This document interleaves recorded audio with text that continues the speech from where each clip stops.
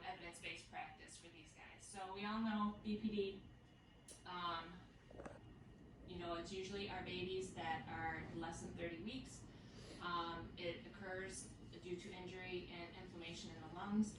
We all know about, our ventilatory strategies, trying to get them extubated. But the big thing that we're starting to see is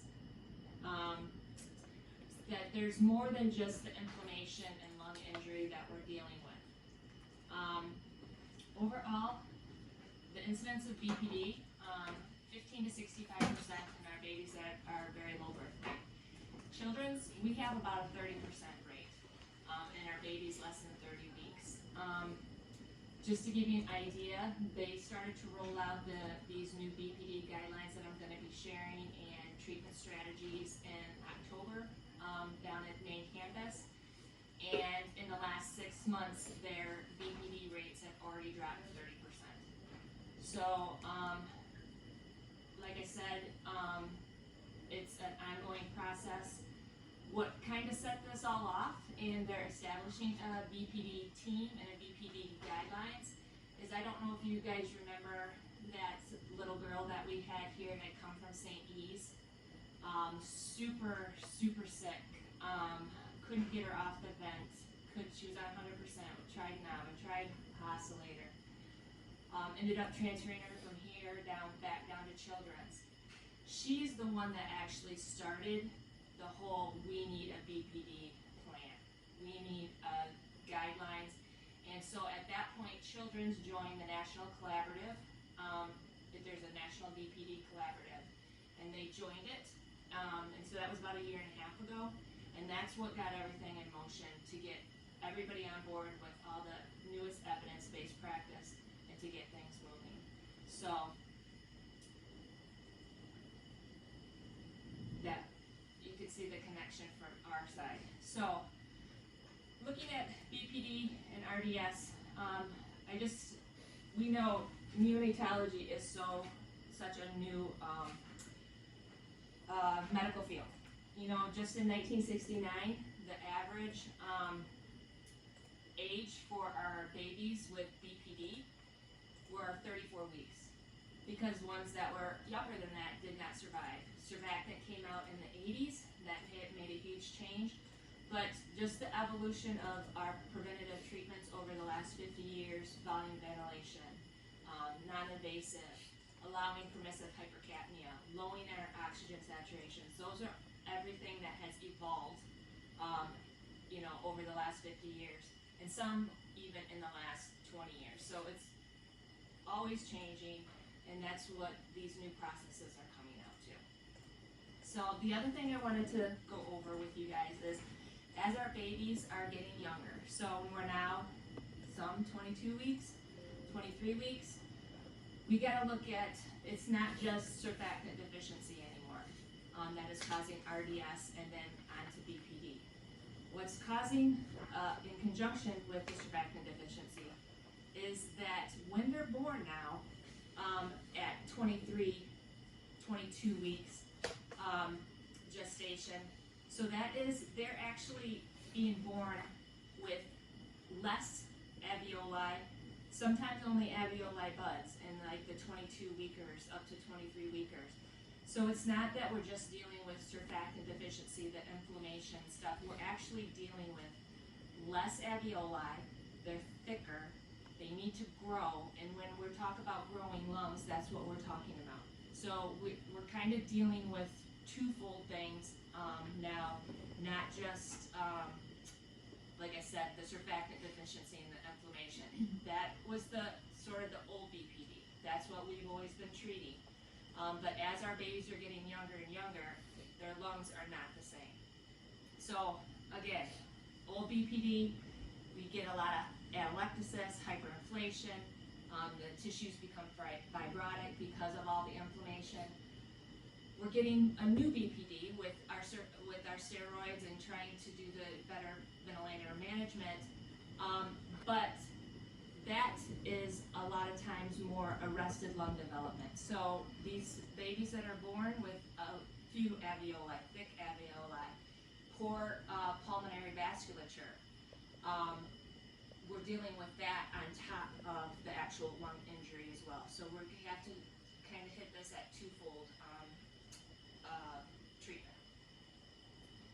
Again, this just is going over, you know, what the old BPD is, and then a lot of times what the new BPD is. Again, arrested lung development. And now, especially on our early babies, 22, 23, 24 weeks, we are getting both of these, so we have to deal with both of them.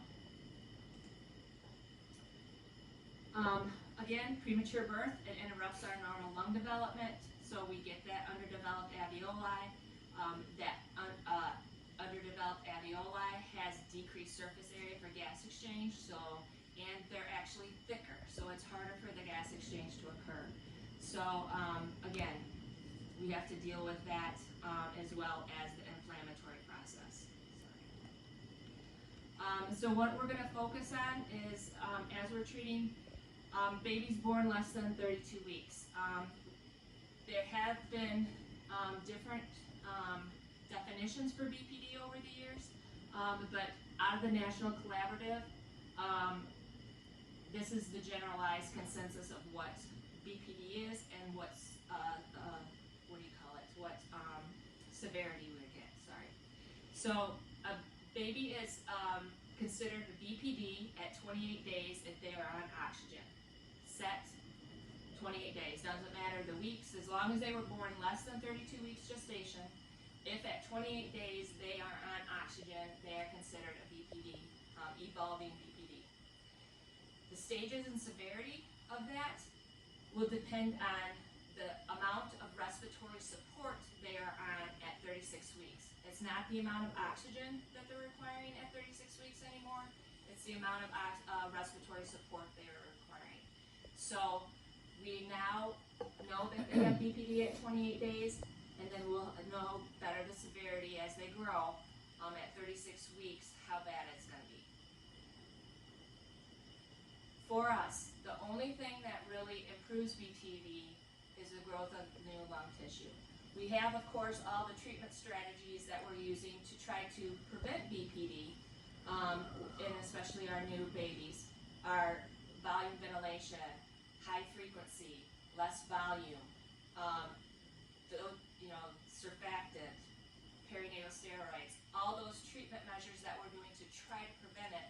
But once they have BPD and chronic lung disease, the only thing that's going to improve this for them is growing new lung tissue, growing those alveoli. So, number one, nutrition. That's the biggest thing.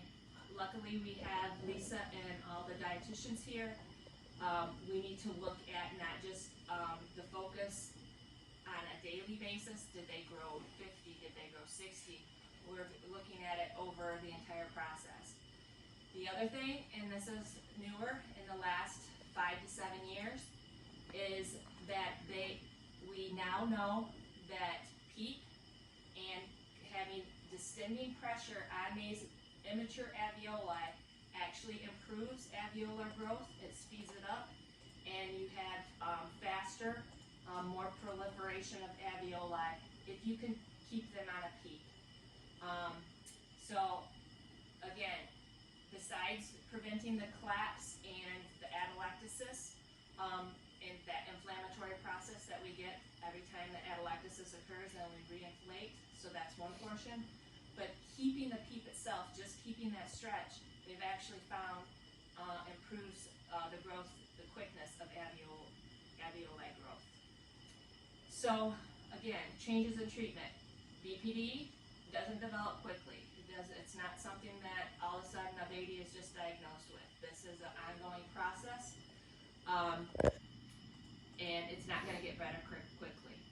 With that, the new change in strategy is once we're at that process where our babies have BPD, they're a month or two out, and we're trying to wean respiratory support, it's a very gradual process. You want to make sure that they continue to have the distending pressures possible to promote alveolar and lung growth. Some facilities, and we haven't made a decision yet, but again, the providers are talking, this is all new and ongoing. But some facilities in the National Collaborative, they keep babies born less than 30 weeks especially, but even some less than 32 weeks, on a PEEP until 33 or 34 weeks. Again, they just let them grow on that PEEP, they let their lungs grow on that PEEP, just to help facilitate that. They don't wean them down to low flow, they don't wean them onto high flow, they actually are getting CPAP to allow that growth to occur. Again, the other thing, less is better with medications. Diuretics used to always be our go-to. Anybody who get edema, anything like that, we throw them on diuretics. Even if sometimes it didn't work, we put them on chronic diuretics, we didn't see any changes in their oxygen needs or in their work of breathing, and we would just keep them on it because we were scared that if we pulled them off of it, they'd get more pulmonary edema and we would be fighting. Actually, the newest out is to do a trial. To do a trial, if a baby's down in 21%, putting them on diuretics probably doesn't have more benefits than risks. Again, the biggest thing is to promote nutrition, and we all know diuretics are not great for nutrition for these babies. They don't grow well on it. You get into a cycle, you're having to do a lot of sodium, and then you kind of get into that cycle where they're retaining water, and it's a whole process. So trialing diuretics before we put them on a prolonged course to make sure that it's actually going to do something is a big thing. Again, short bursts instead of chronic diuretics also is something that they are promoting. So these 3-day trial courses that we've seen of these Lasix where they get 3 days and then they're off, if we can squeak by with this instead of putting them on chronic diuretics, that may be better for them nutritionally in the long run. And then again, if meds aren't working, if we put them on something and it's not working, we get them off of it. So again, that's gonna kind of be a change going forward for our babies. We need support. Again, and again, this is for our BPD kids. This is not for our early, babies that are less than, 30 days where we're trying to actually prevent BPD. We're trying to wean down everything and get them off if we can. But for our babies that actually already have BPD and we're dealing with chronic lung disease, slow positive pressure with weaning. And the other thing that we're going to start to implement, and I've already talked to Aaron about this, and we have to do more education, is this behavioral signs of respiratory instability. So what the new BPD guidelines talk about is that the therapists will actually use their base knowledge and their developmental to see the tolerance of activities, and the nursing staff is going to be right in that as well. How well are these babies tolerating, handling, holding, anything like that. We're also going to start to use the histograms. What are the percentage of time these babies are desatting? When we see a baby that's desatting more than 15% of the time, we probably need to go back up on some respiratory support. We need to give them the amount of support that they need to continue to grow. And some, like you said, they may be on some PEEP and positive pressure longer, but in the long run, that's all to promote lung growth for the future and to hopefully decrease, the severity of the BPD going forward. BPD ventilation strategies, you're going to see this is going to change.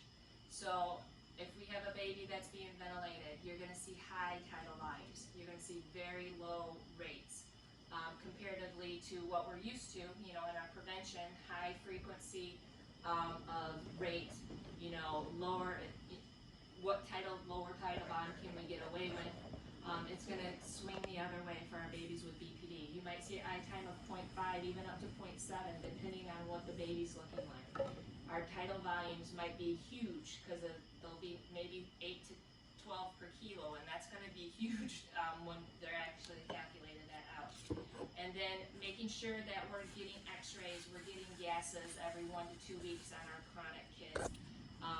If we see atelectasis on our x-rays, maybe they actually need more PEEP to do that actual growth. And then again, if they're hyperexpanded and they're having actually worsening in ventilation, maybe the PEEP's too high and that's impeding that. So we're going to be using more strategies of, on our chronic kids, we're going to be getting gases probably once a week. We might be getting x-rays once a week or every couple of weeks to see where we're at with our weaning. For a non-invasive, what they're suggesting is less RAM overall. So what they want is they want masculine prongs, and then these are, whether we're using the Draeger, we can use the, at this time we can use the bubble CPAP interface on the Draegers to give NIPPV, but to actually get full pressure. So the recommendation on the new BPD guidelines is to use masks, and I'm talking the prongs, not the RAM prongs, but the actual CPAP prongs. And then also, if we're switching non-invasive interfaces, and we're going from, say we're going from bubble to RAM, that is considered a wean. Because it's not a sealed system, they're not getting the PEEP, that would be a wean on our babies, and so we would not, we have to take that into account for the upcoming. And then again, reintubation, if even there's growth failure, again, we have to grow these guys. So if they are working really hard, they're just squeaking by on their CO2s, they have poor tolerance of care, we might end up reintubating, or going, not necessarily reintubating, going back up on, maybe they need to go back to CPAP, maybe they need to go back up on a PEEP, so that is going to be another thing. Again, this is all, it's not going to just roll out at once. There's a lot of pieces and parts to the BPD guidelines that they've put in down at Children's and started 6 months ago. As providers here, therapists, and RNs, we need to pick out what works for our unit because, again, we don't have everything that they have down there. We don't have pulmonology. We don't have some of the stuff, but we are going to try to implement the best and evidence-based practice to deal with BPD going forward. We're going to have open discussions, we're going to have more education rolling out. But I wanted to just talk to you guys about this because this is going to start rolling out. You might see just little pieces like, I'm keeping this kid on CPAP for longer. Why aren't we weaning? What are we doing? So I just wanted to give you an idea of this kind of overall picture going forward on how our management of therapy for our babies is going to be changing. And then this is just all the references. Most of this has come out of the BPD collaborative. Again, there's actually Milwaukee